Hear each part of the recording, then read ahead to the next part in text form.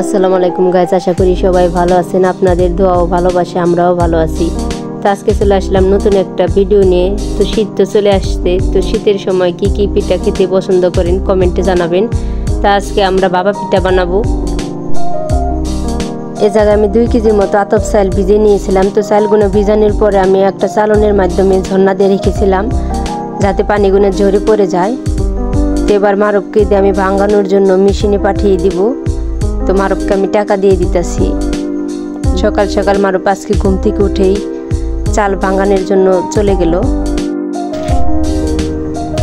তো মারব আমার ছোটোখাটো যাই সমস্যা হোক না কেন অনেক সাহায্য করে, অনেক কাজে মারব আমাকে সাহায্য করতে পারে। এখন মারবের জন্য সবাই দোয়া করবেন। তো মারবের একটা শিকারি মুরগি আছে, তো দেখুন কিভাবে মারবের পিছু নিয়েছে।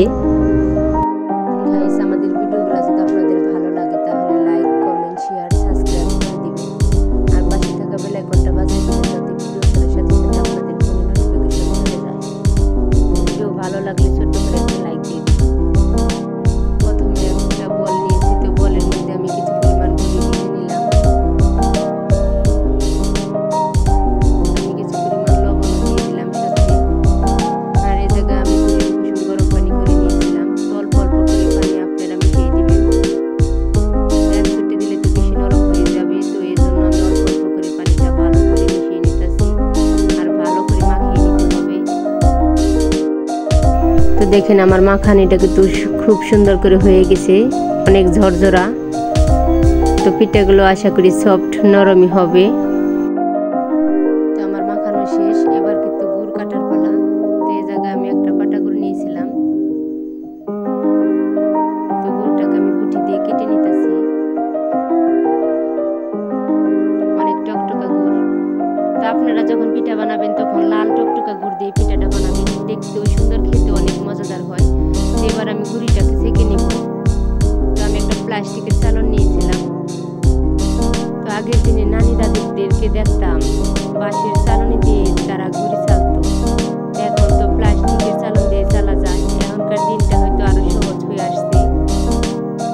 তো 10 টাকার চালন দিয়ে দেখেন আমি কিভাবে চেলে নিতেছি অনেক সুন্দর করে। গাইস, প্রথমে আমি একটা মাটির খুন্তি নিয়েছিলাম। তো এর উপরে কিছু পরিমাণ গুঁড়ি দিয়ে দিলাম, সাথে দিয়ে দিলাম কিছু গুড়। তো আবারও কিছু গুঁড়ি দিয়ে দিলাম, আবারও আমি গুড় দিয়ে দিতেছি, আবারও কিছু পরিমাণ গুঁড়ি দিয়ে দিলাম। আলতো হাতে আলতো আলতো করে এটাকে চেপে চেপে দিব পুরোটা। তো দেখেন কত সুন্দর পিঠাটা হয়ে গেছে। তো এবার আমার কলসির পানিটা অনেক গরম হয়ে গেছে। তো এবার আমি পিঠাটা ভাপে দিয়ে দিলাম। দেখেন অনেক সুন্দর হয়েছে পিঠাটা। তো চারিপাশটা আমি কাপড়টা উঠিয়ে দিলাম যাতে আগুনে না পড়ে যায়। 10 মিনিট পরে আমি দেখলাম পিঠাটা হয়ে গেছে। দেখেন অনেক সুন্দর,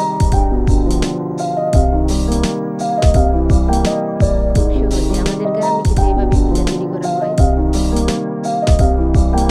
পিঠা বাকি দেওয়ার জন্য আমি একটা টিস্যু কাপড় ব্যবহার করেছিলাম। গাইস, আমার কিন্তু একটা পিঠা বানানো হয়ে গেছে। তো আবারও আমি আরেকটা পিঠা বানানোর জন্য প্রস্তুতি নিতেছি। তো আগের নিয়মে সব পিঠাগুলো বানাবো আমি। গাইস, শীতের কিন্তু কেবল শুরু, অনেক অনেক পিঠা বানাবো আশা করতেছি। মহান আল্লাহ তাআলা যদি আমাকে বানানোর তৌফিক দান করে তাহলে আশা করি আপনাদের সাথে আমি সব ভিডিও শেয়ার করব। তো এই পিঠাটাও কিন্তু আমার ভরা শেষ। তো টিস্যু কাপড়টা আবার আমি উপরে দিয়ে দিলাম। এরপরে আবারও পিঠাটাকে আমি ভাপিয়ে নিব। 5 থেকে 10 মিনিটের মতো ভাপ দিলে পিঠাটা হয়ে যাবে। অনেকেই কিন্তু অনেকভাবে পিঠা সিদ্ধ করে, তো আমি আজকে একটা সিলভারের কলসিতে সিদ্ধ করলাম। মারও একটা পিঠা ভাঙতাছে। তো দেখুন পিঠার ভিতরটা কেমন, অনেক গরম ছিল পিঠাটা। তো মারও তো পিঠা